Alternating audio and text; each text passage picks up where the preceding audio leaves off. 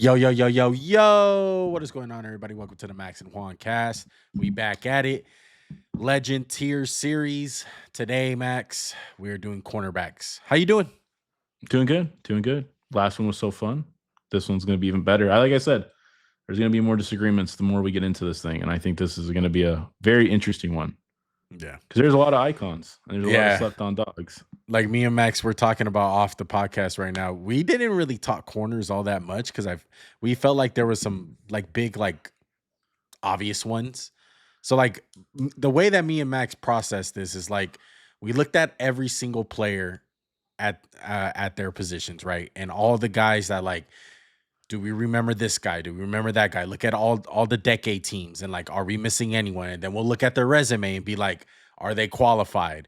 And then you got to go even deeper because it's like Yeah, guys, some guys don't get the love that other yeah, guys do, and then yeah, that's where it gets interesting because, yeah, for example, with the safeties, it was like, well, there's no way. Now I'm drawing a blank, but there's like no way a guy like Brian Dawkins, who only got like a couple All Pro teams, like 4 or 5, like he's still an all time great. You know what I mean? right. And I think an interesting, even if they're in D tier, these guys are the elite of the elite. Or like our boy Bob Sanders. I think Yeah, like Bob Sanders, a prime yeah, example where it's like, yeah, he's kind of in C because he didn't play a lot, but like, man, like A tier talent. right. And I think for the corners too, and like you can't always go by stats and accolades and stuff with corners because it's kind of like the best corners don't get stats typically. You know what I mean? I think one of the most glaring things that me and Max have learned, especially me, because when Max was like going through some of these guys, he's like, "Hey, how many All Pros do you think this guy has?" And I'll be like, it'll be a guy like, I don't know, like freaking Brian Dawkins, like Brian Dawkins. It was like, oh, he must have like at least like 8 or maybe 7. It's like, nah, he has this amount, and I'm like, what? Like that's all he has? It's like if your name's not Tom Brady or Peyton Manning, it's like those all No, that's a pros. great example. How many All Pros does Tom Brady have? Remember, it was like 4, Oh yeah, 5. you're right. You're right. You're It's right. only like 5 All Pros, and you're Yeah. like, how? Right. He's the GOAT. Yeah. And it's So just like, well, I mean, it's there's only like 3 corners every year that get an All Pro, 4 maybe.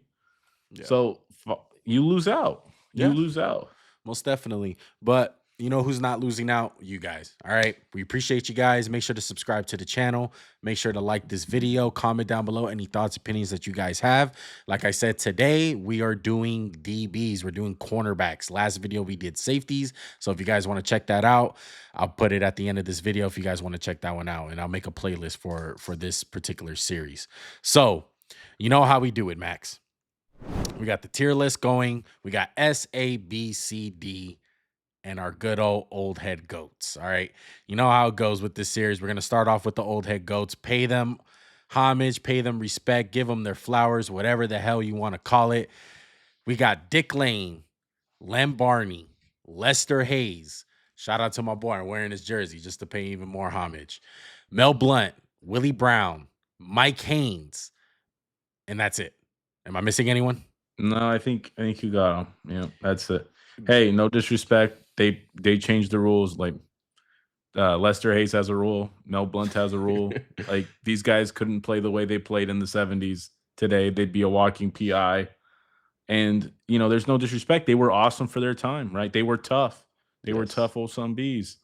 Mel Blount, I've watched games with him, Super Bowls. It's just like, wow, like the fact he could do that. I mean, that's just the era it was in. And same thing with Lester Hayes, one stick him. Yeah. He got stick and band. He covered his whole body in it. There's a reason if you show his graphic or anyone sees it, there's a glue bottle. There's a glue bottle because it was just like he's part of the NFL lore, right? Yes. Like you'll tell your kids one day, like, yo, look up Lester Hayes highlights and be like, yo, look at this guy. This is ridiculous. Yeah. And then we got the good old Dick Lane, who is most known in Madden for the kids these days because he's Night Train OP. Lane.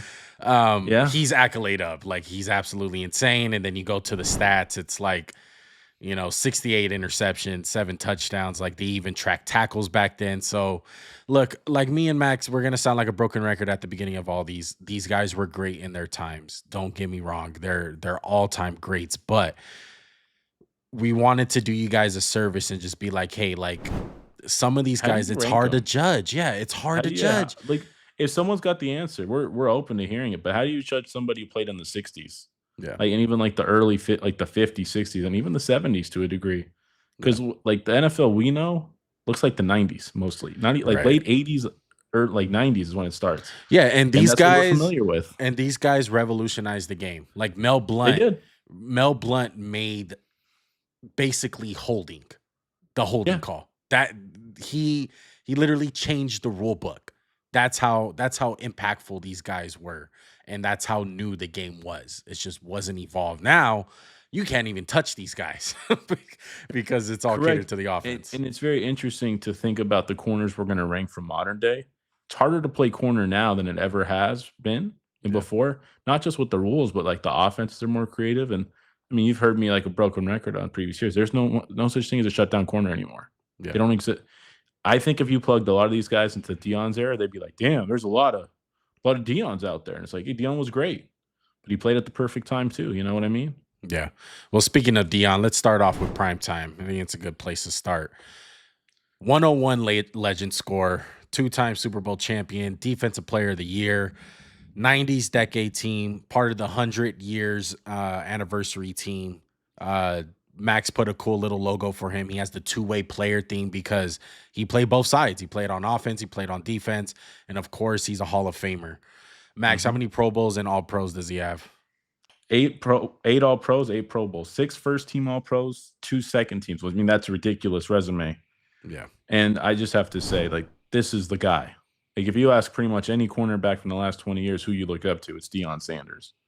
You know what I mean? Yeah. He made the position cool. He brought an air to it. He brought, you know, cockiness, swag, you know, diamonds. Like, he brought all that to the position and the NFL to a larger regard. And I know a lot of us now just think of him as a coach, but as a player, he was maybe the first lockdown guy we've seen, you know? Yeah.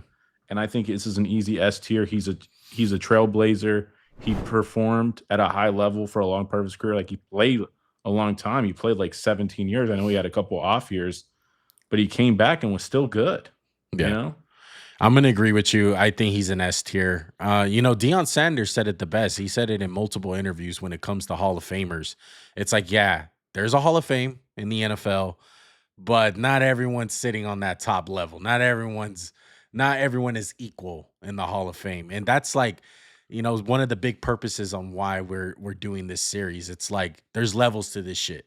And Deion Sanders was on a whole nother level than a lot of these guys that we're going to be talking about. And he's deservingly so in the S tier. We'll get into it a little bit more if we think that he's the best corner of all time. We got some more names to go over, but let's get some of these dominant guys talked about because I know they're going to be big talking points for people. I want to go to Charles Woodson. Charles You made Wood- me wait 40 minutes. You made me wait 40 well, minutes. Charles Woodson ain't Barry Dawkins ain't as good as Charles Woodson. All right, Charles Woodson, 103 legend score, Hall of Famer, 2000s decade team, two-time defensive player, or actually one-time defensive player of the year. I misread that. Defensive rookie of the year, one-time Super Bowl champ, bunch of all pros, bunch of Pro Bowls. Played some safety when he, second stint with the Raiders. Max, what are your thoughts on Charles Woodson? Absolute dog. If this was just like a DB thing, he might be in a tier of his own because he was an all-pro safety and all-pro corner. I mean, I think it's really special for a corner to win Defensive Player of the Year. I mean, it's tough, you know? Like, it's not just about you get 8 picks like Deron Bland. Like, you have to have a special year. And Charles Woodson was special with Green Bay. Like, we all remember when he got knocked out of the Super Bowl, what a big deal it was. And he was so good for them. Yeah. You know, he really was a safety. And like, when he played the corner position, he was a tackling machine. You know, he was physical. He could run with anybody. The ball skills were out of this world. I mean, he won a Heisman Trophy. He Yeah. played some receiver in Michigan. I mean, I don't have the attachment to him that you do, but this is a guy who comes around once every 25 years. He's special. Yeah. You know, he's truly special to me. He's an S tier guy as well. And it's a little strange because the safety stuff, but I think people forget because, just recency bias, how good he was at corner for Green Bay. In Oakland. And Oakland. He was really good for them. I feel like he had so many stages to his career, Max. That's how I think of it. Like, first of all, he was a dominant college player. He was one of the best college players that we've ever seen. Won the Heisman Trophy. Number 2, he goes to the Raiders. makes it to a Super Bowl pretty fast in his career. Lockdown Mhm. guy, he's doing all that. Then like attitude problems come up, like his attitude with the team, and he wasn't that much of a leader, and blah blah blah blah blah. He goes to Green Bay. People are really thinking he's kind of done at that point. Goes to Green Bay, fucking kills it. He elevates his game even higher than he was with the Raiders. And then he kind of just switches his whole persona of attitude guy. He becomes a leader. He becomes one of the smartest players that you see on the football field. And I'm remembering an interview that I seen with him where it's like him as a rookie, Rod Woodson would tell him, like, hey, bro, you're not going to be athletic for your whole career. You're going to have to watch film. You're going to have to watch these tendencies. You're not going to be fast your whole life. You're going to have to use your brain. The game is more mental than physical.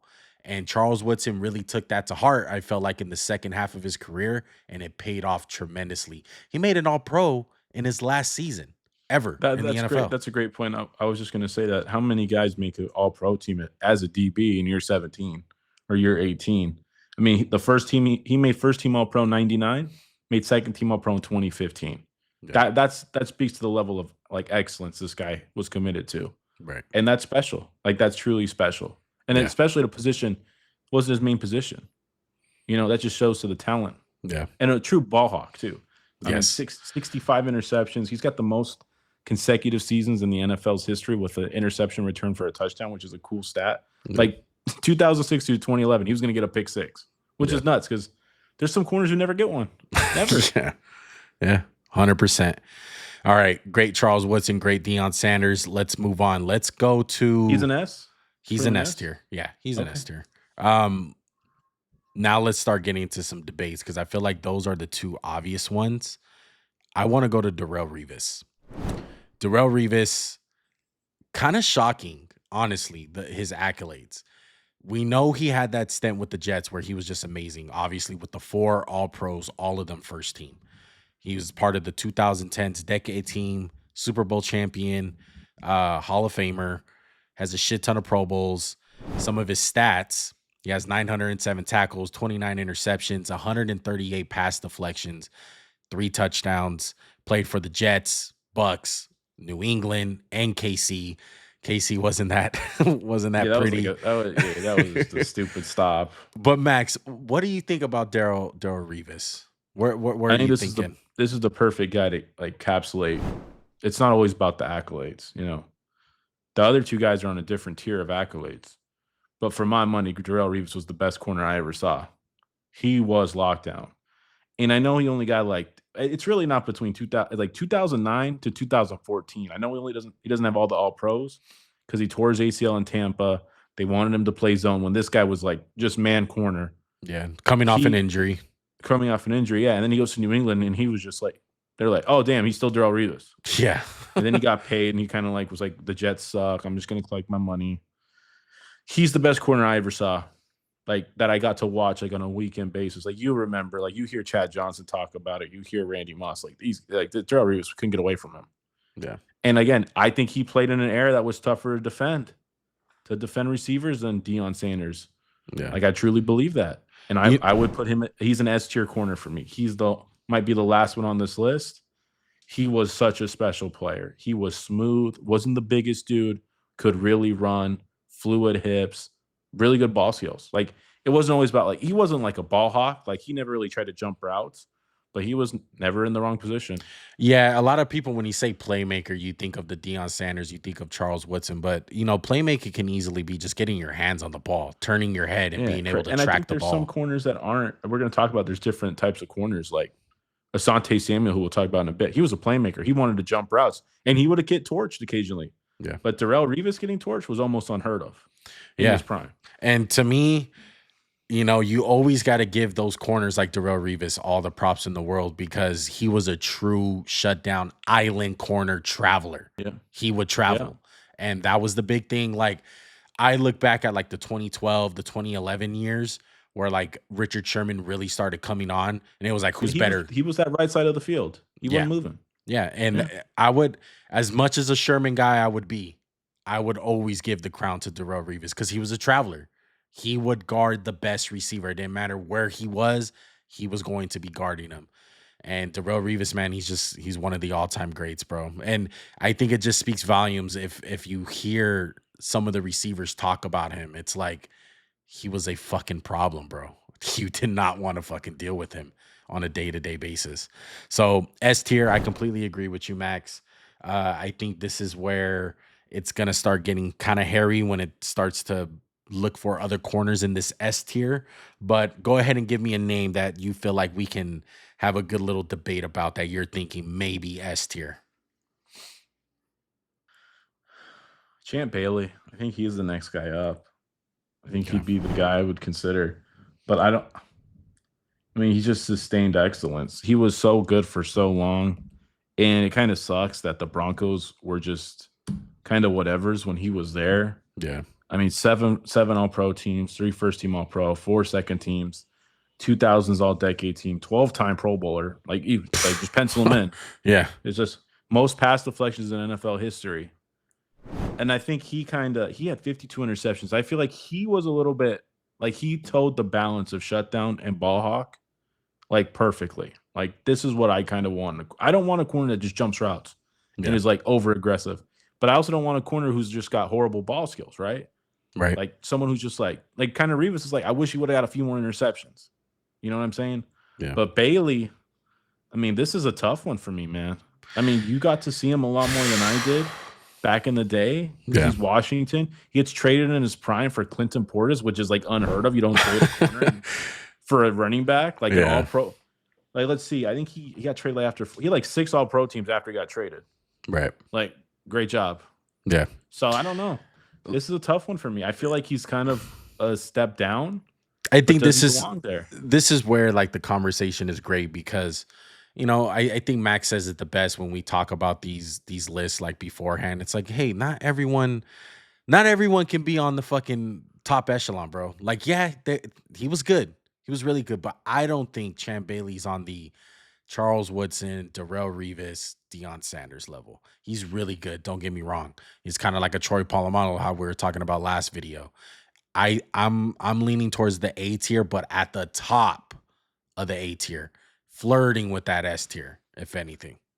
What would he have had to done to move to S tier? Just be a little bit more dominant. I think the one thing that all 3 of these guys have over him, Max, is unfortunately on the biggest stages. Like you said, the Broncos weren't shit when he was in his prime. It was really not until the tail end where he was old and he was actually getting cooked up, like in the Super Bowl. It was kind of sad to see, because he was out of his prime. But I think Deion, like he had the Cowboys, he had the Niners, like he was a big contributor. You have Charles Woodson, where it's like the Packers got him Super Bowl, like he elevated them. Darrelle Revis, he goes to the Patriots, he absolutely elevates them. Like these are big time fucking like swing changers on the team. All I'm thinking about is him getting hawked down by Ben Watson. Like for the 100-yard, which is the longest scoring play, like non-scoring play in NFL history. Yeah. But yeah, no, I mean, I'm okay putting him in A. I think he might sneak into S if we want to give some more wiggle room. Yeah, we're gonna be really we always try to rearrange guys at the very end. This is first reaction to things. If we want to make any changes, we'll do it at the end. But I'm leaning towards at the top of A. We'll revisit the conversation once we get a lot more of these guys into their tiers. All right.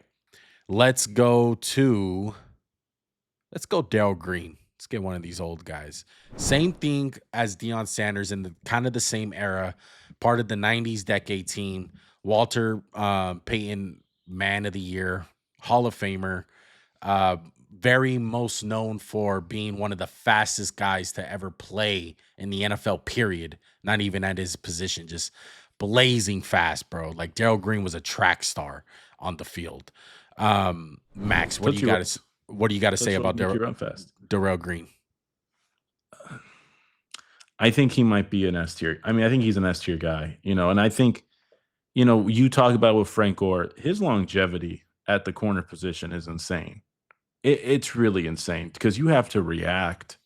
And the fact that he was able to play 20 years, he had the most consecutive seasons with the interception. He had 19 straight years of an interception, which is insane. The fact that he could still be good late in his career. Now, again, I think there's kind of a gap between him and Revis. Like, I don't think he was as good as Deion, but like he was still a big time player. He elevated their defense. He's an unsung part. You know, when we think of those Washington teams that were good, it's just all about the Hogs and Riggins and all the run game. We're just going to pound, pound, pound. But I think this guy should deserve his flowers. I put him in S tier. He'd be at the bottom of it. He was a special player. You know, he was just locked down, man. He was really locked down. He just played under the biggest star at the position. Yes. Kind of just got again, this was a perfect guy. I would feel like people might not remember and be like, damn, Darrell Green was this good? Yeah. It's like, yeah, well, he played against Deion, and Deion was just like, hey, it's all about me. Right. Yeah, and Deion got the spotlight. Darrell Green is the opposite. Yeah, Darrell Green got this fell under the table, and Deion Sanders was very loud. Very loud. When you look back at the 90s, it was all about Deion. First of all, Deion played both sides. That's part of it. You know, Darrell Green, it was like, oh, the guy plays in Washington. The game wasn't as big as it was. So it's like you kind of just fall under the radar. But his name does pop up so many times when you start talking about the all-time greats at the position. It's like, don't forget about Darrell Green. Like, his name always pops up. And what do you need at the position, Max? You're the one that says it almost every year in the draft process. Like, you can't teach speed. You need speed at that position. It's the reason why white boys ain't at that position. Minus Cooper DeJean. But thank you. Moving to safety. Thank you. Thank you very much. But I would agree with you, Max. I think he's deservingly at the S tier, but like you said, bottom of the S tier. I think some of those guys I would comfortably say that even though Deion Sanders was loud about it and very, upfront and confident, cocky, whatever you want to call it, it was deservedly so. He was the best corner in the freaking game. So I'm down putting him in S tier. Who do you want to move on to next, Max? Let's throw a fun name out. Let's throw like a more modern name out. Let's go with Aqib Talib. I want to talk about him. Okay. Again, the accolades are just going to be the most underwhelming thing in the world. It's just a Super Bowl, 1 all-team, first team All-Pro, 1 second-team All-Pro, and 5 Pro Bowls. You don't realize how good this guy was once he left Tampa. He was a a-hole for the Patriots, and when he was in Denver, he was a part of the no-fly zone defense. Him and Chris Harris and Bradley Roby, they were a special unit. They were the best defensive backfield. That year they were better than Seattle, better than Legion of Boom for like maybe a couple years there. Like, don't forget when Peyton retired after the Super Bowl, the defense was still there. It was intact. They just had who's the stupid quarterback they had? Trevor Siemian. It was just garbage. Yeah. They had no offense left. They could not. The defense would just be kicking butt and they would lose. And I think Aqib Talib, somebody the average fan is going to forget about. Maybe they'll see him because he snatched Michael Crabtree's chain from him, socked him out. But got called ISA by Steve Smith. Yeah. Yes. Yeah. You lose points a little bit, Di. Come on, man. Yeah. I think the points you gain for snatching Crabtree's chain for like twice, you might lose getting like punked by Steve Smith. Yeah. But he was a really good player. He was. Again, nowhere near an S. I think he's a B tier corner for the time he played. He was good. It all stops. Like, Tampa just sucked. I would arguably say that he was in that A tier at times, especially with New England more than Denver. I feel like, as crazy as that sounds, I feel like Denver. Yeah, you can argue that first year with that Super Bowl year with Denver, he was outstanding. Yeah, but come on, Max. They had a freaking squad. They had DeMarcus Ware. They had Von Miller. Chris Harris was a damn good corner on the other side. Like, I think in New England he was A tier, but for the most of his career, I think he was at the top echelon of a B like type dude. Unfortunately, he played in an era where Richard Sherman existed, Darrel Revis existed, so he didn't really stack up the accolades like he should have. And it's unfortunate, but Aqib Talib was a dog, part of playing the cornerback position, where a lot of these guys that we've been talking about, maybe minus Deion Sanders, this is one of the guys where it's like he embodies that character of what a DB should be. Trash talker, get in your head. Like, he's constantly just talking crap to you all game. Tough as nails. Yeah, most definitely. I think we should lump up Chris Harris now because, part of the same iconic. I think it's an iconic defense. Yes. For like that year. Yeah. I would lump in Chris Harris with him. I have a little Chris Harris discussion right now. Same thing. Won a Super Bowl with Denver, first team All Pro in 2016, 2-time second team All Pro, 4-time Pro Bowl, and he's on the 2010s All Decade team. And I think an interesting thing to think about with Chris Harris, he kind of helped put the slot corner on the map. He really did. He was more impactful, and every team wanted Chris Harris. Yes. They wanted a guy who could play on the outside on first down, a second. And then when we bring in our nickel defense, he can go shut down the slot. Yeah. Because we have to remember, the slot corner position was kind of made because of Wes Welker and what he was doing out of the slot. And basically, the Patriots. The Patriots were. He was a Patriot killer. Yes. I bet money if you ask Julian Edelman, like, hey, how'd you like playing against Chris Harris? He's like, no, thank you. It was either that or Brandon Boykin. Boykin didn't make the list, unfortunately. S+ tier. You know what? This is a controversial take. I would put Chris Harris in A for what he did for the slot corner. Better than Aqib. I had to put him in better than he was more influential to the game, in my opinion. And how he kind of, helped bring out the nickel position. He uplifted it. Now, again, it's not always about like, was Aqib Talib better than him? I mean, if you want an outside corner, yeah, but if you're who you put in the slot, like there might not be a better slot guy on this list than than Chris Harris Jr. Yeah. And that's I think he's a special player. He really is. I don't want to take away from him that he wasn't, great. And but go ahead and do it. I get the aspect that you're going at. I get it. One jersey. Dude, one of the Chris Harris fucking hurts my heart, man. I went to a Bronco game. It was Broncos and Raiders, and it was Peyton Manning versus Charles Woodson. It was like, big game like that. And game on the line, Derek Carr and the Raiders are driving down the field. And I swear, as the play is going on, Amari Cooper and Seth Roberts, first of all, run into each other on the field. Second of all, there's these fighter jets that come over the stadium. So you hear these loud ass jets as this play is going on. And Chris Harris just seals the game with a pick six and just rips my freaking heart out. I thought that was Talib. That was Chris Harris. No, that was Chris Harris that made that pick. Yes. So Chris Harris, this is why he's knocking him, guys. He's done some damage to me, dog. That motherfucker, bro. Don't worry, we're gonna talk about some guys who did damage to my heart. I know, but okay, I get you with the revolutionizing the slot position. He was the slot killer, bro, and you didn't really see guys do that all that often. Like, you've seen guys travel, but when it's like, hey, first and second down, your outside corner, and then third down, your slot. Like, that's some fucking good shit to do. Such a big part of it was literally like, we can trust Talib on his side. He's got the slot, and now we can just go help out Bradley Roby. And I mean, he was an undrafted guy, like you put in the slide. And second of all, like, I remember his first year, he struggled. He wasn't good his rookie year. He was struggling very much. And then all of a sudden, like, it just started clicking for him. He just got it. So yeah, Chris Harris was a dog, bro. Okay, let's go to where should we go?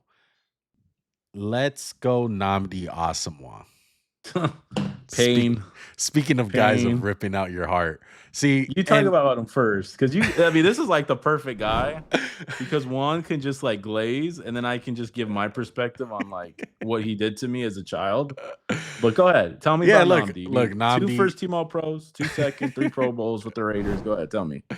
What'd you see? Well, look, Nnamdi was, he was Darrel Revis at one point. He was the lockdown guy. It's just the Raiders suck so much at every other position. They were just like, yeah, let's just make sure let's not throw the Nnamdi.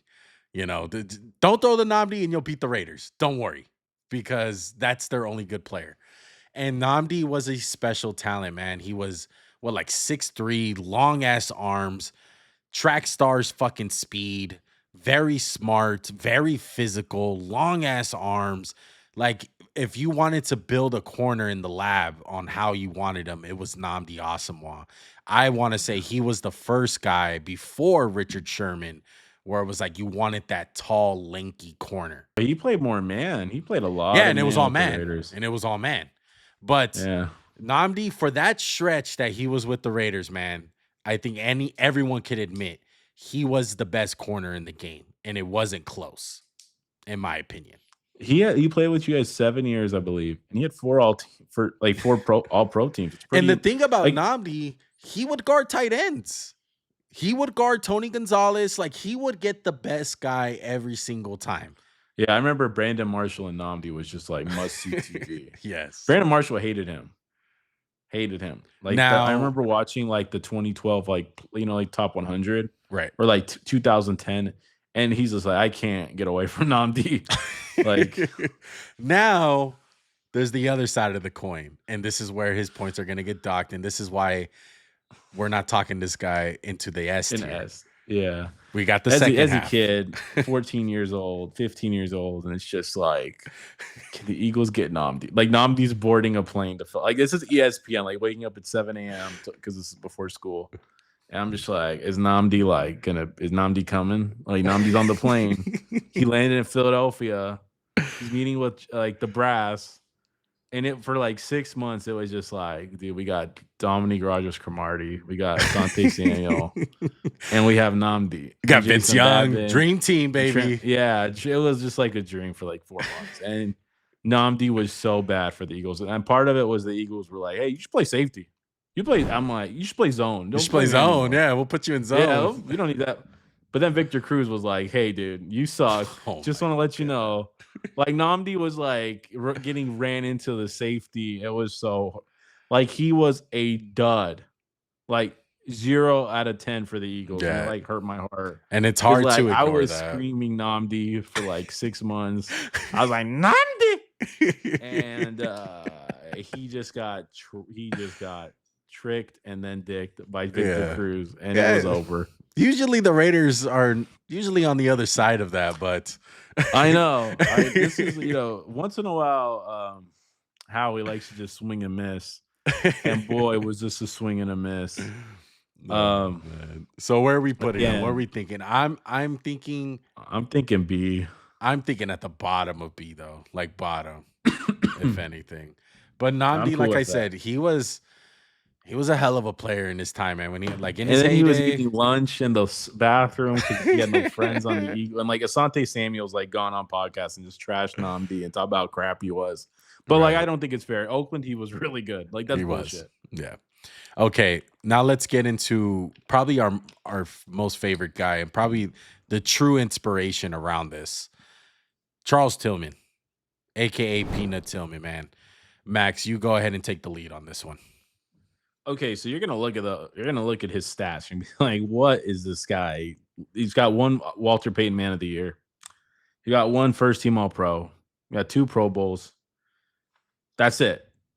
This is the biggest disservice to a cornerback in the last 20 years I've ever seen in my life. He played on some awesome defenses, but who were the stars of that defense? It was Brian Urlacher, Lance Briggs, and then when they got Julius Peppers, it was about Julius Peppers. Yeah. Peanut Tillman forced 44 fumbles. That's 5th all time, tied for 5th. He's a corner. If you see the graphic, you'll see the boxing glove with the peanut in it. The peanut punch is alive and well in the NFL, and it was taught to everyone. You have him to thank for that. Like, this guy was the most underrated player. Like, his cover skills are really good. He was a good corner. Yeah. Like, I would never say he was locked down, but I would be like, damn, he might be like the 5th best corner in football, 6th best corner, right? Yeah. And there would be like, he might have a bad matchup or like maybe like a John Brown could get him because he didn't have the best speed, but like big receivers, he would dominate. Like, as a rookie, there's a play where like Randy Moss goes up and he just like socks the ball out of Randy Moss's hands. And this guy just was so criminally underrated. I mean, he's got a legend score of 24, but it's like, you're a trendsetter, dude. You put the peanut punch. Like, you struck fear in people's hearts. Like, people were like, damn, we can't let like Peanut Tillman sock the ball out. Yeah. He got 44 fumbles. 44. That's the most by a DB. By like eight fumbles. He got 20% more fumbles than Brian Dawkins. Put it this way, he has more forced. He made 2 Pro Bowls. He has more forced fumbles than a guy like Reggie White. He has more fumbles than a guy like freaking JJ Watt. Like, name the edge. He probably has more fumbles than them. There's only a couple guys that have more. And he's a freaking cornerback, guys. And to me, it's like, yeah, you may look at interceptions and be like, oh, that's an impressive number for a DB. Like, what's your interceptions like? How many picks did you get? How many deflections did you get? Last time I heard, a forced fumble is still a turnover, just like an interception. And I would even argue a forced fumble is more impressive than an interception, because a lot of times in the era of guys playing with like Andrew Luck, there was a certain time where quarterbacks on 3rd down and long, it was a punt. It was a calculated risk. They will throw the ball up. It's basically a punt. We'll throw an interception. Peanut Tillman was forced fumbling. Those are not turnovers that are like calculated, by the offense. It's one of those things where it's a forced turnover, legitly. And he was part of two almost Super Bowl defenses. Like, he was on the Bears when they went to the Super Bowl. He was on the Bears when they lost in the NFC Championship game. And at the end of his career with Carolina, he was solid. He wasn't like anything special. But again, he was an underrated as hell player. Like, I'm gonna put him in A. I would go and I would feel comfortable and I would be like, yo, show me why he's not an A. He was good. As a coverage out of 100, I'd say he's like an 85 in coverage, like 80. But then all the other stuff, like the ball skills, the punch, like he created like 80 turnovers, like 90. What's 44? I feel 92 turnovers. That's I feel insane. like this, Max. Yeah, he doesn't have the accolades, but he was a great teammate. He was a leader. That's number one. Yeah. He has the resume as far as he was on winning teams where he made the biggest plays in the game at times. Number 3, he has the longevity. He played forever on multiple different teams. And like at the end of his career with Carolina, he was still punching out the damn ball at that age. So he created something that's still used in like he basically, he didn't create the punch, but he brought it to a forefront. Yes. Where it was like, there's a reason they still call it the peanut punch. Like when it happens today, people still say the peanut punch. And I just think it's such a disservice that this dude made one All-Pro team, just one. Yeah. And 2 Pro Bowls. Yeah. Like, I get you're playing in the Revis era and the Sherman era, but like, you were a hell of a player, but you just kind of got lost in the shuffle between Urlacher, Briggs. And those are like, if you go back and ask any casual fan, like from the 2000s, yo, who was the Bears defense? It was Urlacher and Briggs. That was the thing they hyped up because Chicago's got this thing with linebackers. Like, they have to have their linebackers, right? It's Butkus to Singletary to Urlacher and Briggs. That's their thing. Well, me and Max were looking up some of the years that he was not selected in the All-Pro. There was a year where Tim Jennings made the All-Pro team instead of him. Yeah. His teammate. Tim Jennings not better than Peanut Tillman. Yeah. So this is where me and Max are trying to engrave into your guys' head. Like, it's not all, yes, like me and Max created the legacy score, just to give you guys an idea of some of the different scores. But at the end of the day, there's some of these guys where they may not have the accolades and they may not be remembered and, be in the Hall of Fame. Like, I don't know if Tillman's going to get in the Hall of Fame. He hasn't got in there now. I doubt he's going to get in there anytime soon. That doesn't mean that he was a hell of a player and one of the best of all time. And yeah, he may not be S tier, but with those type of numbers, like with the forced fumbles alone, like that's insane for a cornerback to have. I don't think you guys understand how crazy that shit is. It's absolutely nuts. He has more fucking forced fumbles than Reggie White, Hall of Famer, defensive lineman. In Reggie White's defense, they didn't track it for some of the years, but like he's got, there's only 4 players in NFL history with more. There's only 4. So like, come on. You got more than JJ Watt. Got more than Aaron Donald. These are guys going around quarterbacks who are throwing and you're in a prime position. Like, to me, I bet if you track the forced fumbles in years, the most of them come from quarterbacks. They got to. Yeah. And I feel like it's much easier to force a fumble on a quarterback than it is to just like, hey, Randy Moss has the ball right there. I'm just going to sock the shit out of it out. Like, that's impressive. Right. It's impressive. I'm going with A1. I don't know. I agree. No, I agree. Where in A, we'll have to decide, but he's somewhere in A. Yeah. Okay. Let's go to Marcus Peters. Me and Max were kind of surprised with Marcus Peters. Defensive Rookie of the Year, which you don't even remember at the time, honestly. Raider killer. Yeah. 4-time All-Pro. 2 first teams, 2 second teams, 3-time Pro Bowler. Some of the stats that he has 8 touchdowns, 33 interceptions, 11 forced fumbles, played for a bunch of teams, KC, the Rams, Baltimore, and sadly the Raiders, who he basically Just quit stole on. money from. Yeah, basically quit. But what are your thoughts on Marcus Peters? I think me and you were both fairly surprised with his resume.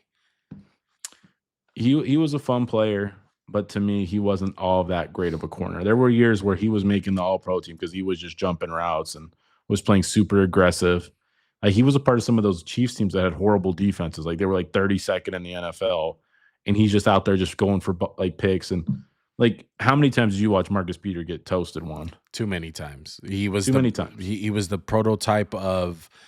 To me, he was a poor man's Asante Samuel, because I think I'm going to throw in Asante Samuel into this mix. I don't think they're at the same tier because I do think Asante Samuel was a touch better than Marcus Peters. So if I had to say right now, I wouldn't say a touch. I would say that Asante Samuel to me was a C tier guy and Marcus Peters is a D tier guy.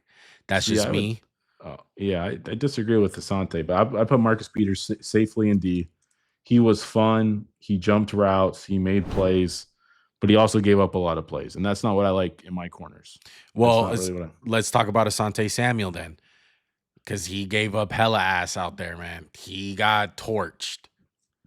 I think you're thinking of Eagles Asante Samuel. When he was in New England, he wasn't getting torched like that. He was not. And he was such a big time, like big game player. Like, how many times did you watch him close out a game? Just like, I'll go get that ball. Yeah. Like, he could have, like, he didn't close out the freaking Giants. It's like 9 times out of 10, he catches that ball. Mm-hmm. Again, I think he's criminally underrated. I would put him at least in B tier 1. I mean, he's got 51 picks. He played 10 years. Those are outsane. 11 years. Those are insane numbers for picks. He has some. He has good. The accolades. He has the accolades. I get what you're saying. I just feel like more often than not in his career, if you minus out like those 3 years with the Patriots, I remember him getting burned quite a bit. And that's why, like, I lumped him and Marcus Peters together. I just feel like Marcus Peters was a poor man's version. I don't think Marcus Peters soared like he did in his prime. Like, on those defenses, he was such a pain in the ass. I would put him in B. I think bottom of B or more at the top? I'd say middle to bottom. Is he better than? Are you putting him above Nnamdi and Aqib Talib? Just first thoughts. Oh, I would. Yeah, I would say he's better than both those guys. Yeah, easy. I would say he's better than Nnamdi. I don't think he's better than Aqib Talib. That's just me though. But we'll talk about it later. Put him in the middle for right now. Put him in the middle. Yeah, I put him in B. Marcus Peters, I agree though. I think he's a D tier guy. Let's hit up Jalen Ramsey. Let's go Jalen. Guy that's still playing. Shout out to the Shiesty Max. Shout out to Max for the graphics. Super Bowl champion. 3-time All-Pro guy. Bunch of Pro Bowls. Some of the stats that we have. Part of Saxonville 2017. Played for Jaguars, Rams, and currently plays for the Dolphins, and he might get traded pretty soon. Yeah. Look, when I think of Jalen Ramsey, Max, I do think he held that crown for at least a good 2 years. Don't you think? For the best corner. What would those years? Would those years be the Super Bowl with the Rams? I would say the year that he won the Super Bowl with the Rams, and at least like the last maybe 2 years in Jacksonville. I would say it'd be the last year in Jacksonville. Oh man, because he was so good that second year when they almost went to the AFC. Then he kind of like fell off with the team. Again, his play kind of went up and down. I would say that second year with the Jags, he was the man. Then he kind of fell off, and then that last year and that last/first year with the Rams, he was the man. In that Super Bowl year, he was the man. Yeah, like he really was. And then after that, like he just kind of fell off I feel like he fell off really hard after the Super Bowl year. Yeah. I'm leaning towards B. I think he's a B tier guy. I think he's a B. I don't think there's a certain type of longevity when you start going up. That's why I feel like Chris Harris is maybe a B tier guy, just looking at it, because I just feel like a lot of the guys that are underneath, it's just I feel like they were really good in certain points in their career. Yeah, I mean, now that we have him in B, it's like I have to move Harris down a little bit. Like Ramsey's better than Harris, so Yeah. maybe Ramsey's at the bottom of A slash top of B, and then Harris is right underneath him. Yeah. So I'm gonna put Ramsey at the top of A for now. We'll keep Harris at A. We'll have that conversation when we cross that bridge. Yeah. But I am leaning towards a B tier for Jalen Ramsey for now. Can we go to Pat Pete? I think he's an interesting case. He's a very interesting case. So Pat P, this one shocked me. Max asked me a question. He was like, "How many All Pros do you think Patrick Peterson has?" I was like, "Oh, probably has at least 6, right?" No, he only has 3. They're all first teams. 2011 was a punt returner though. Yeah, that's insane. So basically only 2 years. 2 years as a corner. Part of the 2010s decade team. Has a bunch of Pro Bowls, but I feel like if you were watching football at the time that Patrick Peterson was always known to be one of the top corners in the league, if not the best. I've been thinking about it, and maybe we just like got enamored with like his story and kind of like enamored with his. There might not be a tradier corner on this list. Yeah, it's legitimately 6'2", 220, 4'3".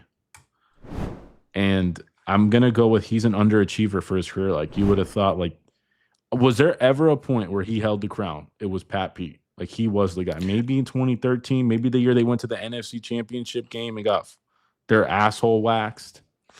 I think what put on Pat P, honestly, was that time when he guarded Calvin Johnson. I felt like that stings like people's brains. But he also he had like this weird thing where he gained weight because he had he found out he had diabetes, and then like he kind of came back.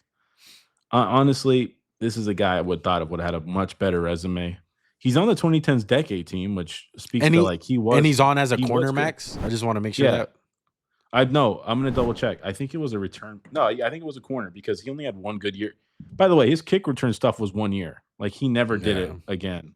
Yeah. And then honestly, his career has kind of gone downhill ever since he's left Arizona. I know he's been on some teams, but yeah, when you really think about it, you could label him as a very much a underachiever for Pat P. He was a corner. He was a corner on the all-decade team.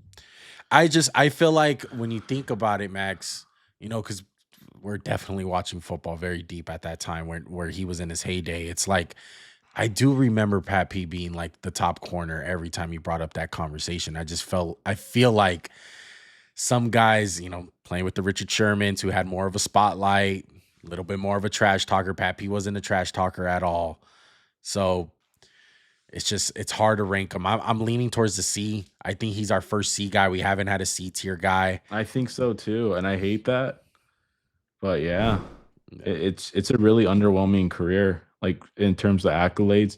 Like again, another prime example. Like I know we're bringing it up, but I think it just kind of speaks to like for the talent he possessed. He was a 5th pick in the draft. Like people don't remember he blew up the combine. Like it was like Pat P might go 1. Yeah. And people are gonna be like, well, how did you get? He made 2 first-team All-Pros and Tillman made 1, but like Tillman was really good. Yeah. He had the fumbles, he had the interceptions, he played a long time. I just don't think Pat Pete should have been the best corner for 6 years. Like he had all the tools. Yeah. But he just didn't put it together. And I think he was good, and maybe he might be a B. Like to me, he would never be an A. Like as much as it's crazy, he's not even close to an A. I think some of these guys above him held that crown for at least more than 1 year. I feel like Pat P really only had that crown of the best corner maybe 1 year. But and it's arguable. Based on talent, he'd be S. Yes. That's where people get confused with talent and what he was. Yeah. 100%. Yeah. Okay, let's move on. Let's go to Let's go to Sherm. I want to go Sherm. If we're talking about Pat P. Yeah, I'm thinking Sherm too. So Sherm, Super Bowl champion, should have been a 2-time Super Bowl champion if we're being honest. 2010s all-decade team, 5-time All-Pro guy, 5 times Pro Bowler, 3 first teams, 2 second teams. Look, he's known to be a trash talker, founding member of the LOB, 37 interceptions, 3 touchdowns. I think when you look back at Richard Sherman, it's 2 things. It's number one, trash talker, one of the ultimate, like cornerbacks that embody that trash talking DNA in him. And number two, I mean, picking the ball off. That was his thing. He went through this like 3 or 4 year stretch, Max, where he was just racking up interceptions. And then people got tired of throwing to him. They were just like, you know what? We're not going to throw to you at all. Yeah, I think people are going to have to realize too that once the LOB came out, and it was, we talked about this with Earl, we talked about it with Cam. Everyone wanted the 6'3" corner with length to play that zone. Yes. And obviously he played it the best I've ever, like, if you go to all the corner, like all the teams that ran the Seattle defense, he was so good at just like beating the quarterback and just having, like, he played two, and it was like nowhere you could throw the ball. Like, he was long, lengthy. Like, he got burned sometimes by burners. Like, he wasn't fast at all. One would think he's a burner because everyone's a burner to one, but he wasn't that fast. But like, every team wanted long, lengthy corners with ball skills. As soon as they won the Super Bowl and they kicked Denver's ass, it was like, okay, where's next Richard Sherman? Where is he? How do we draft him? Yeah. And like, it changed the NFL. And like, we saw how many times, like, what does Atlanta do, Juan? Atlanta hires Dan Quinn, and they get Desmond Trufant, another big corner. Yeah. And it's like, hey, be Richard Sherman for us. I think he's an A tier guy. He's definitely not an S tier, but his impact went kind of beyond what people wanted him. Yes. Like, he was kind of the mold. He was part of the mold. Yes. To me, I feel like he revolutionized the cornerback position, because you talk about, we're in the beginning of this, we were talking about like Mel Blount. I feel like Richard Sherman and Brandon Brown are a part of that too. They created the holding call, the illegal contact. The illegal contact call. Excuse me. The illegal contact call was due to the LOB. It was due to Richard Sherman and Brandon Browner beating up these receivers. And to me, like, when you throw all of the influence, because you throw in the zone corner thing, it's like, hey, maybe we don't need to find the man-to-man corner that can play on an island. Let's play him like Sherman. He kind of provided the alternate. He was like, hey, the alternative. He was like, yo, I'm not Deion, but I'm really good. Like, hey, if Calvin lined up on him one play and he went to the left, he was like, okay, I'm on my side. Yes. Everyone was trying to play the cover 3 when the LOB came out. Everyone was trying to do it. It's funny because cover 3 is not played all that much anymore. It's more of a quarters thing now, with all the, Patrick Mahomes of the worlds and shit. But for a good portion, when the LOB was in his heyday, everyone was trying to run the cover 3. Everyone was trying to find a Cam. Everyone was trying to find an Earl. And everyone was trying to find a Richard Sherman. And it's just, you couldn't do it. It was just hard. You couldn't find a 6'3" guy who had wide receiver type ball skills and picking off the ball like crazy. Yeah, he was a receiver at Stanford. Yeah. So I'm going A tier for sure for Richard Sherman. I'm happy with that. Yeah. Okay, let's do a quick one. Let's just get Cromartie out of the way. Antonio Cromartie. Yeah. He's an all-time talent guy, super fast, super tall. He's a D tier guy. He had a little stretch with the Jets when he was playing. Like, he's a Robin corner, a really good Robin. He's not really a shutdown. He was a fun name we just included because he was, like, growing up, everyone talked about Antonio Cromartie. He went viral on the Hard Knocks with the Jets. He was a good player. Yeah. Solid. Yeah, and I'm putting him in the D tier because, like Phillip Rivers, he doesn't know how to use protection. So we're just going to put him in the D tier for that. Nice. Let me underline that. Yeah, my man got a bunch of kids, man. So can't do it. Okay, let's go to another guy who guys maybe don't remember. Let's talk about Aneas Williams, cornerback from the Cardinals. 90s all-decade team, Hall of Famer. He's a 5-time All-Pro guy, 3 first team, 2 second team. He has about 8 Pro Bowls. Some of the things that we have on him: played for Arizona, played for St. Louis, 55 interceptions, 8 forced fumbles, 13 touchdowns. Max, tell us a little bit. What do you think about Williams? He's a guy who just kind of gets lost in the shuffle of things. I was a little surprised he was in the Hall of Fame. I was like, damn, I can't believe like certain guys don't make, because Hall of Fame's weird, right? Like, you see some guys in, you're like, damn, he's in, and some guys aren't in. You're like, how's he not in? Again, I think this is the guy who got lost in the shuffle. He kind of He kind of intersected with Deion. And then once Deion left, it was kind of like, I don't want to say it's like Jordan leaving, but like at the position, it was the Michael Jordan of the position kind of leaving. He had a little stretch there, like right at the end of Deion's prime, like 96 to 2000. He was a really good player. He just, the Arizona Cardinals sucked. And you never heard from him. He was a big part of St. Louis when they had their little run. But other than that, I think this is a solid B tier guy. Like, he was good. Yeah. Definitely not a C. Definitely not an A. He was good. Yeah. And it shows you a B tier guy can get in the Hall of Fame. He had a good career. Yeah. I feel like this B tier is getting overpacked. So we'll try to clean it up after, but I would agree. I think he's a B tier guy. He's one of those guys where he gets lost in the shuffle, lost in the sauce. You look at all the accolades that he had. He played in the 90s for most of his career. So it's like, if you really look back in the 90s, like, who was the guy, Max? I don't think anyone was really like holding the crown like that. It was really like after Deion left. Yeah. Yeah. Deion was, the 90s to like 96, 97. Then he kind of waned. He had health problems, and like he was in between like Deion's like end of his trail in the beginning of like the Charles Woodson era, champ era. I would say like, if we were tracing back like Night Train to Mel Blount to whoever, it would be like Deion and then Seawood and Champ. And then there's like a year of Nnamdi, and I don't think there's like, he just gets lost in the shuffle. Yeah. Okay, now let's go to, I just had the next guy in mind, Ronde Barber. That's who I wanted to get. Okay, Super Bowl champion, 2000s all-decade team, Hall of Famer. He's a 5-time All-Pro guy, 3 of them first team, 2 of them second team. He's also a 5-time Pro Bowler. Max, you got this logo right here for Iron. I want to tell the audience what that means. Yeah, most consecutive starts by a DB, 215, which is really impressive. I mean, he played a long time. And I can truly say he was good until the end. He might not have been elite, but he wasn't like, damn, we got to get this fool off the field. Yeah. And I mean, he transitioned to safety the last few years of his career, which I think kind of hurts him in this grand scheme, similar to a Rod Woodson. But he was a good safety, but he was an awesome corner. Again, I feel like he gets lost in the shuffle with that Bucs team, because I feel like everyone thinks the Bucs team, Warren Sapp, Derek Brooks, like Simeon Rice, and then Ronde Barber. Because he wasn't flashy, right? He was just like, I come in, I get the job done. This is an easy A tier guy for me. I think he's unsung. I think he's tough. He's smart as hell.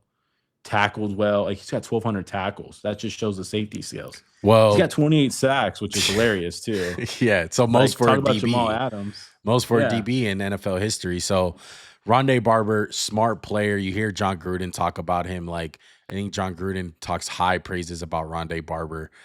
He would make it sound like he's the best corner that he's ever seen next to Charles Woodson, I feel like.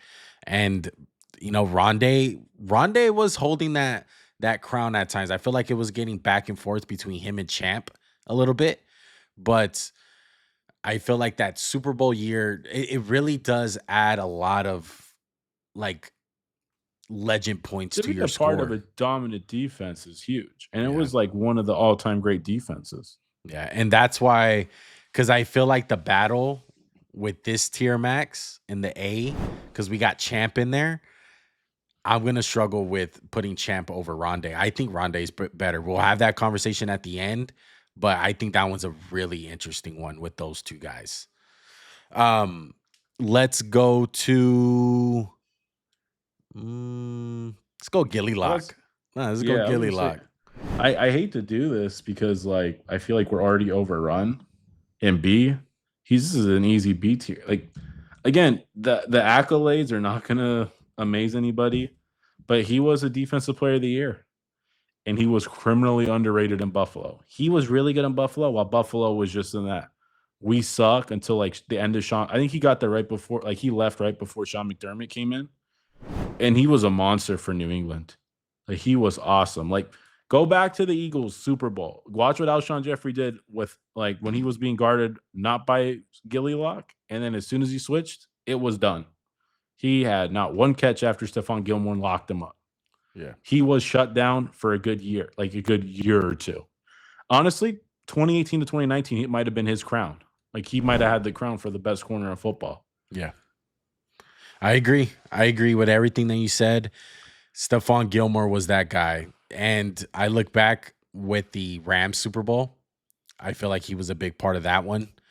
Yeah. Like he was Well, everything yeah, for the Patriots beating the Rams. yeah, Yeah, yeah, that was Patriots beating the yeah. Rams. Sorry, not him on the Rams. Yeah, no. No. But uh, him with the New England Patriots, like you said, I feel like he held that crown for a good like 2, arguably 3 years. And he was true lockdown, shutdown, island corner.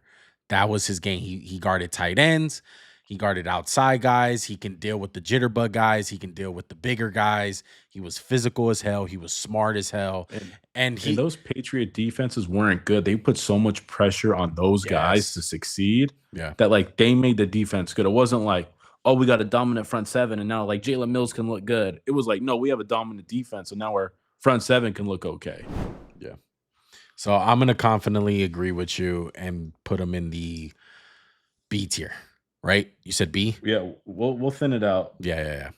Okay, let's go to Ty Law, another New England Patriot guy.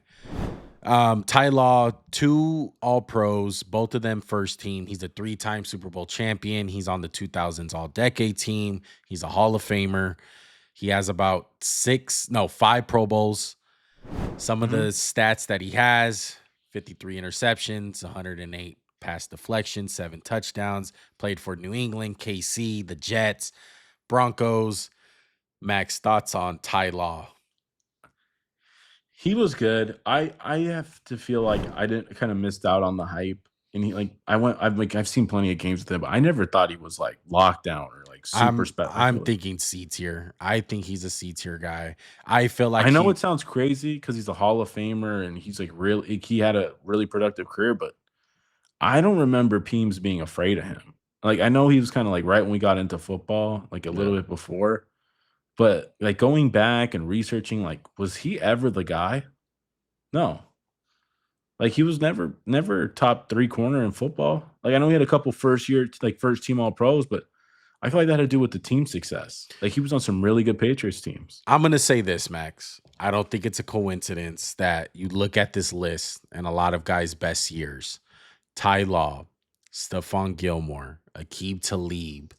Um, what do all Asante Samuel? What do all those guys have in common? They played for the New England Patriots. Who was the So head what makes coach? why isn't Gillian C then? That's what people No, are no, gonna no, no. say. But here's the thing. I feel Oh like yeah. out of all those guys, Max, I feel like Ty Law was the most systematic guy out of all those.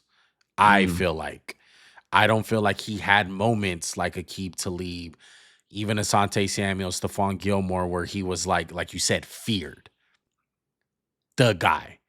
And I feel like if you had to put a system guy out of all the New England Patriot corners, I would put my money on Ty Law. He's still a phenomenal player. He was great in his time. He has a great resume. You know, Super Bowl champions are part of that because he was part of that dynasty. But I'm leaning towards at the top of C tier. Okay. I'll rock with it. Okay. So we had Rod Woodson on here. What'd you think of Rod? I would have put him in A in for a corner. I liked him more as a safety. Yeah. Like Me and Max had him more for safeties, but we wanted to yeah, do he was an S tier safety. Yeah. S tier safety. Yeah. But I feel like he's an A tier corner. Still really good, man. He was great at poke positions. It's fucking insane. Are we But gonna put Surtain in? Does Surtain make the yeah, cut? so I left him for last because obviously he's a newer guy. So me and Max was the one that wanted to include these guys to see where they're at right now, rank them right now. Obviously I his feel like he's career's not at over. the top of C right now, and which is insane. Like he might sneak into B. He's got a defensive player of the year, which is just huge for a corner, in my opinion. Yeah. But I think let's put him at C because we need to. There's not really much to say about him. He's still playing. He's still young. He's only been in the league 3 years. He 4 already years. has, like you said, defensive player of the year. There was just one last year. He already has 2 All Pros. He has 3 Pro Bowls. Yeah. Still a long way to go. Still, He's very tracking long towards way A to go. and S though. I will see he's tracking towards S. He's on the right track, like you said. He's keeping pace to be one of the the all-time best corners. We're gonna put him at the bottom of C tier for now, though. It just goes to show you, how great that guy is already. But we're at the end of the video, Max, and you know what that means. You We're gonna say that, clean but up we have a this. lot of discussions to have. Yeah, we got to clean up this list. Okay, so in the S tier, Max, we have Deion Sanders, Charles Woodson, Darrell Revis, and Darrell Green. I'm What? happy. I'm happy with that. And the order. Okay. I like it too. No disagreements here. Now A tier. This is clumped right here. This is the order I have it right now. Ronde, Champ, Peanut Tillman, Chris Harris, Richard Sherman, Rod Woodson. What order are you thinking? I'm thinking at the top of the list. Chris got to go. Chris got to go to start. Okay. I'm glad that we agree. I would put Champ at the top of my list, brother. Why you say Champ? Why are you saying Champ? It's close. I think it's super close. He was so freaking good. Like, I know it's like not really a great reason, but like he had it all. He was tall, super fast, track star, good ball skills. But I mean, Ronde's got an unbelievable. That's what I'm saying, man. Ronde's just as good. Look, I'm gonna give it to Ronde just because. Okay, so Ronde, Champ, then who? I'm gonna go Rod Woodson. Okay, then who's after? I mean, who's an A though? After that, left we got Tillman and Sherman. I'd put Sherman before Tillman. I agree, and I think Tillman's at the end of A. Okay. Now we got the B tier, which is even harder. So this is the order I have. I didn't really put them in order, but I got Ramsey, Aqib Talib, Nnamdi, Stephon Gilmore, Asante Samuel, Chris Harris Jr., and Aneas Williams. Nnamdi's got to go to C. I'm on the same page, brother. I'm on the same page. All right, I ain't gonna fight you on it. I ain't gonna fight you on it. You should go in F. You should go and stole money, stole a team, stole a bag. I think Nnamdi is definitely C tier. Who we putting at the top of B? Is it Asante for you? Is it Stephon Gilmore? I feel like those are the candidates, right? I think Chris Harris is at the bottom. That's just me. It's not Aneas Williams. Better than Gilmore? I wouldn't fight you on it. No. Yeah, and he's got a. This is where it's hard. He's like, do we just give him the resume thing? But like, his peak was so ridiculous, Gilly. Yeah. Who's your number one for the tier? I'm leaning Stephon Gilmore, and then I'm leaning Gilmore. He's also just like he's like a paid gun. Like, he's got so many teams just like, hey, we need a good corner for a year.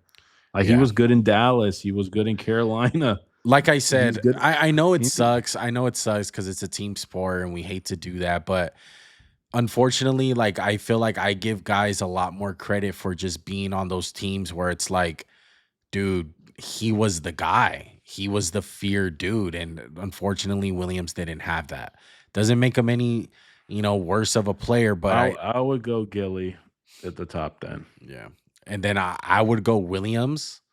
And then honestly, I'm leaning towards Aqib Talib. I feel like you want to put Asante Samuel. What are you thinking? Oh, I think I put Asante over Aqib. I think Aqib's the bottom. Aqib's under Chris. Above Jalen? I would put Jalen. I would put Aneas. Who'd you have after Aneas? Asante Samuel.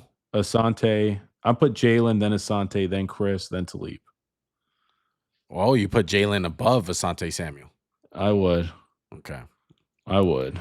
So right now we got Stephon Gilmore, Williams, Jalen Ramsey, Asante Samuel, Chris Harris. Yeah. Aqib Talib. Yeah. I'm fine with that. I'm dude, if you want, I would bump a Talib down to C personally, but I know you're gonna like cringe. I don't think so.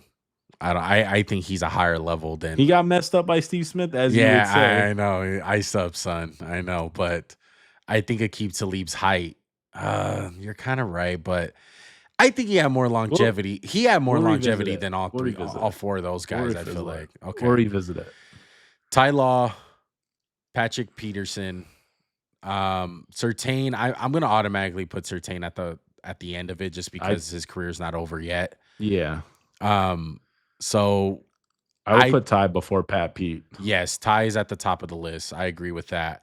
I think Pat P goes next and then Nnamdi because Pat P had a way more longer prime. Yeah. You know what's crazy is when I went into this, I was like, Pat Pete's going to be an A-tier guy.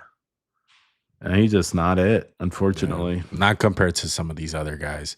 I think we agree on D tier. D tier is fine. I put Marcus Peters above Antonio Cromartie. I think that feels right.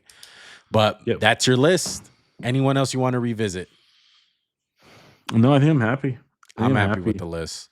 Again, I feel like we haven't been like super at each other's throat, but people don't realize Edge is coming up and Edge is like 50 people and it's gonna suck. Yeah. Linebackers, a lot of people. Again, Edge is what's crazy about Edge, and I don't want to get too much into it, is like even the old guys, you're like, well, that's translatable. Yeah. Like corner, it's like you can't even touch him anymore. So if you had to guess in the comment section or Instagram, TikTok, whatever, when we start posting these clips and stuff, I think people are gonna be like, you're smoking crack on Charles Tillman. He's not good.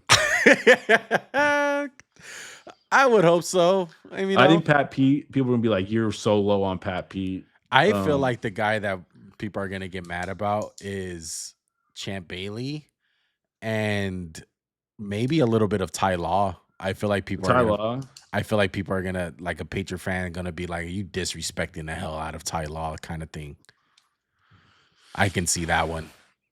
I wouldn't mind putting Ty Law at the end of B, but I'm cool with leaving him C just for the views. Yeah, but no, it's tough. It's tough. Look, like we always say, man, not everyone can be great. Not everyone can be S tier.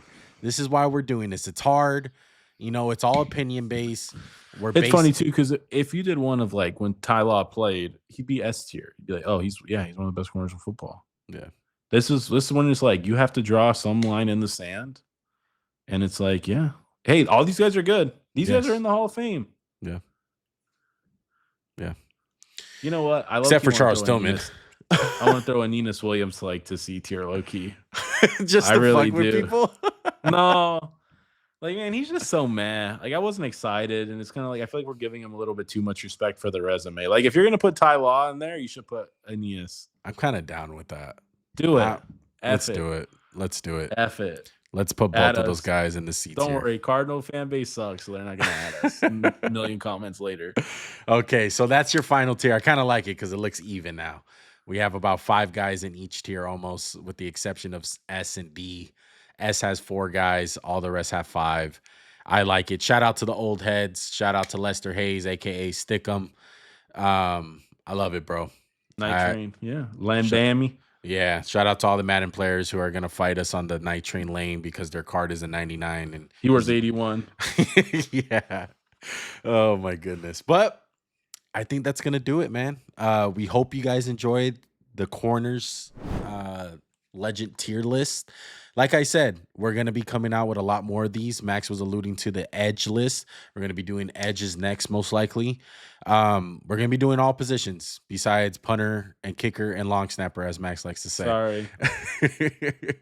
We only know John Kondo, you know? John Darnbos. Hey, our 2 teams had like the S tier guys of the decade. So whatever. Yeah, exactly. Fuck the rest. But that's gonna do it. Make sure to subscribe to the channel, guys. Make sure to like this video. Comment down below any thoughts, opinions that you guys have. Let us know who you guys think the best corner of all time is. Who would you guys put in the S tier? Who are we tripping on? Who are you glazing? Who are we hating on? Who are you fucking liking? Okay? Let us know in the comment section down below. Until next time, we are out. Peace. Big dreams, everything ain't what it seems. Glittering gold, both clean. Not on my team. This organic, we don't buy.